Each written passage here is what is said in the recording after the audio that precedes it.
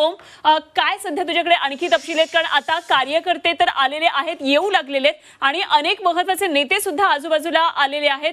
तर ओम देशमुख आमचे प्रतिनिधी आपल्याबरोबर जोडलेत. ओम, काय नेमके तुझ्याकडे सध्याचे एक्सक्लुझिव्ह तपशील आहेत? निश्चितच खरं तर वरळी डोमच्या बाहेर आपण उभे आहोत आणि गेल्या अनेक वर्षांपासून खरं तर ठाकरे बंधूंचं एकत्रीकरण व्हावं यासाठी प्रयत्न करणारे सतीश वळुंज आपल्यासोबत आहेत. सर, अखेर 18-19 वर्षानंतर तुम्ही जे प्रयत्न करत होता त्याला यश आल्याचं पाहायला मिळतंय. आजचा दिवस किती महत्त्वाचा आहे? भयंकर महत्त्वाचा आहे. नुसता माझ्या दृष्टीने नाही तर तमाम महाराष्ट्राच्या दृष्टीने, मराठी अस्मितेच्या दृष्टीने, मराठी माणसाच्या दृष्टीने महत्त्वाचा दिवस आहे. कारण कुठेतरी म्हणजे तुम्हालाही जाणवत होतं, कोणी येतो आणि बोलतो आम्ही तुमच्या भाषेत बोलणार नाही. महाराष्ट्रामध्ये राहताय, महाराष्ट्रामध्ये खाताय, महाराष्ट्रामध्ये कमवताय आणि एवढा माज का? एवढा माज का? आणि तुम्ही जर आम्हाला येऊन इथे माज दाखवणार असाल तर मग आमच्या लोकांनी माज दाखवलं तर चुकलं काय? चुकलं काय? की सगळेच साधू संत नाही आहेत ना. कोणतरी व्हायलंट रिॲक्शन होतो ना, आम्ही माझ्यासारखं म्हणतो जाऊन दे ना, मूर्ख आहे, त्याच्या नादी कशाला लागताय म्हणून. पण सगळं तसं नाही म्हणणार, एखाद्याचा हात उठतोच ना. तर ती जी कुठेतरी एक हिंमत झाली होती ना, ती आता हिंमत मराठी माणसाच्या विरुद्ध बोलायची, मराठी माणसाला दाबण्याचा प्रयत्न करायची, ती कमी होईल कुठेतरी. तिला कुठेतरी खीळ बसेल आणि मराठी माणसाला एक नवी उमेद, नवी उभारी मिळेल. मी तेच सांगतोय, मी मीडियाच्या तुम्हा लोकांना पण सांगतोय, मराठी टिकली तर तुम्ही मराठी मीडियामधली लोक टिकणार आहात. त्याचा कुठेतरी काहीतरी जाणीव ठेवा. खरं तर या सगळ्या घटनेकडे अस्मितेशी सुद्धा जोडलं जाते. मराठी अस्मिता, मराठी भाषा, तितकाच महत्त्वाचा मुद्दा हा तुमच्यासाठी कौटुंबिकदृष्ट्या सुद्धा आहे. दोन बंधूंचं एकत्रीकरण यासाठी तुम्ही खरं तर प्रयत्न करत होता. तुम्ही अनेक वेळेला माध्यमांसमोर सुद्धा त्या संदर्भात भूमिका मांडली होती. खरं तर राज ठाकरे वेगळे झाले तेव्हा बाळासाहेब शिवसेनेमध्ये होते, म्हणजे बाळासाहेब हयात होते, परंतु आज बाळासाहेब नाही आहेत. त्यांच्या पश्चात 10 वर्षानंतर, 12 वर्षानंतर हे बंधूंचं एकत्रीकरण होतंय. आज बाळासाहेबांची तुम्हाला प्रकर्षाने आठवण होते? नक्कीच होते, का होणार नाही? कारण बाळासाहेबांच्या मनामध्ये काय होतं, बाळासाहेबांना किती वेदना होत होत्या त्याचा मी प्रत्यक्ष साक्षीदार आहे. बाळासाहेबांनी म्हणजे सुदैवी म्हणा मी की बाळासाहेबांनी एके वेळेला त्यांचं मन माझ्यासमोर उघडं केलं होतं. त्यामुळे बाळासाहेबांना किती दुःख झालं होतं त्याची पूर्ण कल्पना मला आहे. आणि आज आत्मा संतुष्ट झाला असेल, कुठेतरी वरनं आशीर्वाद देत असतील. आज भावना दाटून आली? नक्कीच नक्कीच नक्कीच. मी सांगतो ना, मी मोठी मन घट्ट करून, मनाची तयारी करून, मनामध्ये आकडे मोजून इथे बोलायला आलो आहे. कारण मला वाटलं होतं की आज माझा शब्दच फुटणार नाही म्हणून. पण छान आहे, अतिशय सुंदर भावना आहे. आणि आयुष्यात काहीतरी हातून थोडंसं का होईना जे घडलं त्याच्यामध्ये खारीचा वाटा माझा आहे ह्याचा सार्थ अभिमान मला आहे. आज मला माझ्याबरोबर आम्ही माझी चळवळ चालू करताना जे 7 जण होते तर ते 3 जण आज हयात नाही आहेत. शशी सावंत, दीपक भोसले, अरविंद पावसकर ही 3 मंडळी नाही आहेत. आज त्यांची प्रकर्षाने आठवण होते, त्यांचीही मेहनत होती. माझ्या चळवळीमध्ये मला पुढे करून ही सगळी मागे राहिलेली मंडळी होती. म्हणजे आमच्यापैकी दुसरा कोणी साधं मीडियासमोर स्टेटमेंटही दिलं नाही. ही जी युनिटी आम्ही दाखवली होती त्यावेळेला, जो एक विचार आम्ही दाखवला होता तो आता मराठी माणसाने दाखवावा. आणि आता सोनं करा, संधी मिळालेली आहे. म्हणजे मी हे नेत्यांनाही सांगेन आणि मी मराठी माणसालाही सांगेन की आपण आपापसातले मतभेद, छोट्या मोठ्या गोष्टी सगळ्या बाजूला ठेवूया. आपल्या लोकांच्या, आपल्या नेत्यांच्या जर चुका झाल्यास तर त्या पोटात घालूया आणि पुढे कुठेतरी तुम्ही भावनिक झाला असं नाही. भावनिक, आजचा दिवसच भावनिक होण्याचा आहे. मी काय म्हणतात ते, माझे अश्रू बाहेर पडत नाही आहेत एवढंच, नाही तर ते भयंकर दाटून आलेलं आहे. कदाचित तुमचा इंटरव्ह्यू झाल्यानंतर गाडीत जाऊन बसेन तेव्हा तसं काहीतरी होईल. पण आहे, असं आहे. खूप धन्यवाद. तर होते सतीश वळुंज यांनी. ओम, एक सतीश वाळुंज सरांना फक्त एक प्रश्न विचार. ओम, जर शक्य असेल तर सतीश वाळुंज सरांना प्रश्न विचारायचा आहे. बाळासाहेब असते तर निश्चित त्यांना आनंद झाला असता.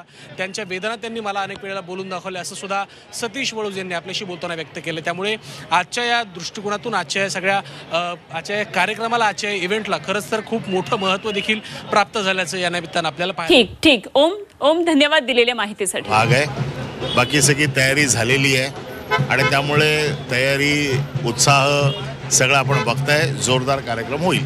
नक्कीच आजची जी जनभावना आहे मनसैनिक शिवसैनिकांची, दोन्ही भावना एकत्र आलं पाहिजे. सर एक काम करा, हो साऊ, एक काम करा, हे असे गेट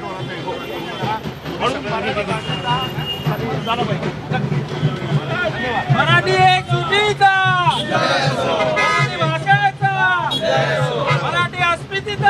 चला तुम्ही सगळे लोक आतमध्ये जाऊन बसायला घ्या, नंतर तुम्हाला जागा मिळणार.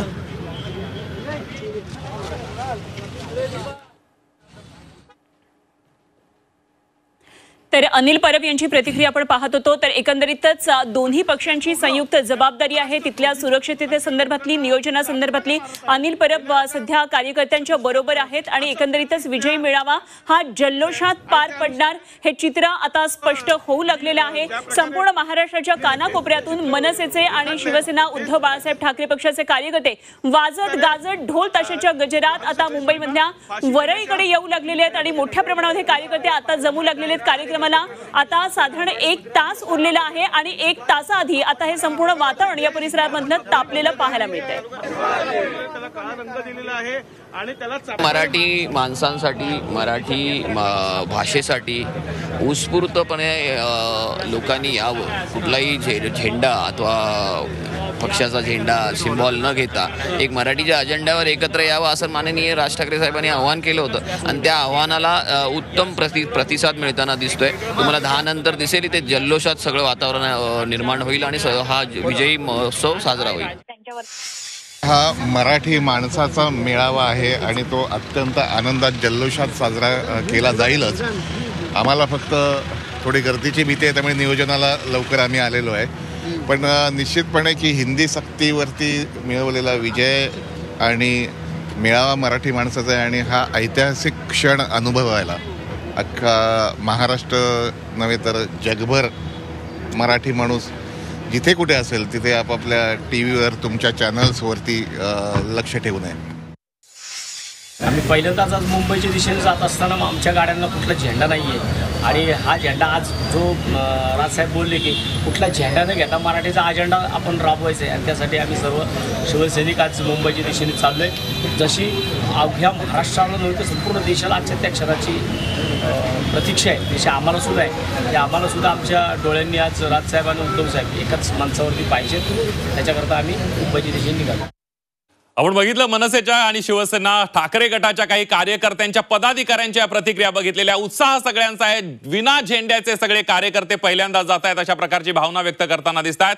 वरळी डोममध्ये जाऊयात. मनश्री पाठक आपल्या प्रतिनिधी त्या वरळी डोममध्ये आहेत.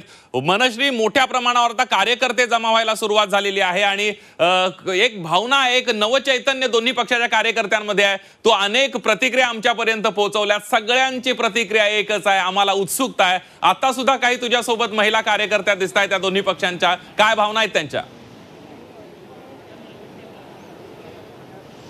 वरळी डोममध्ये आता पदाधिकाऱ्यांना प्रवेश दिला जातोय आणि निमंत्रितांच्या ज्या जागा आहेत, ज्या राखीव जागा आहेत त्या आता भरल्या जात आहेत. सध्या मी ज्या ठिकाणी आहेत या ज्या काही पहिल्या रांगा आहेत त्या जागा भरल्या जात आहेत आणि काही मनसेचे आणि शिवसेनेचे असे पदाधिकारी आले आहेत. मला सांगा की तुमच्यावरती विभागाची जबाबदारी तर असतेच, मात्र आता एक वेगळी जबाबदारी या कार्यक्रमाच्या निमित्तानं पार पाडताय. निश्चितच आपण बघत असाल तर बाहेरूनच सुरुवात केली तर शिवसेना आणि मनसेचे पदाधिकारी वाजत गाजत येत आहेत.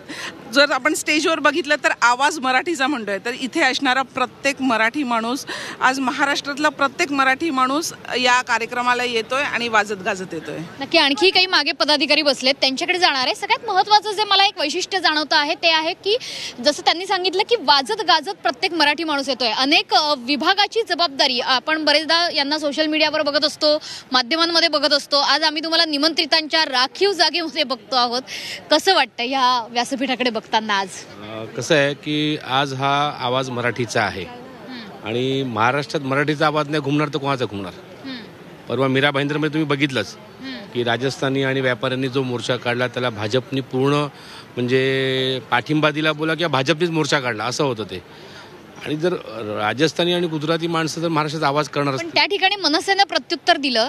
कालच्या केडिया प्रकरणावर आता मनसेची काय भूमिका असणार आणि ती कधी घेतली जाणार आहे? 100 केडिया बघा, केडिया आता कुठे आहे, कोण माणूस तो आहे, कोणाला माहिती पण नव्हतं. अचानक मध्ये तो सोशल मीडियामध्ये टाकतोय, ट्विटरवरती टाकतो आणि आवाज देतोय. मला धमकवलं. मी मीडिया बघतोय, न्यूज मीडिया बघतोय की तो बोलतो मला धमकवलं. कोण धमकवतं काहीच बोलत नाही, फक्त आरडाओरडा करतो आणि भुकतोय. अशा माणसांचं काय करायचं आपण? काही डिस्टर्ब करण्याचा प्रयत्न आहे हा सध्याच्या आजच्या मेळाव्याला? हा डिस्टर्ब करण्याचा प्रयत्न होता?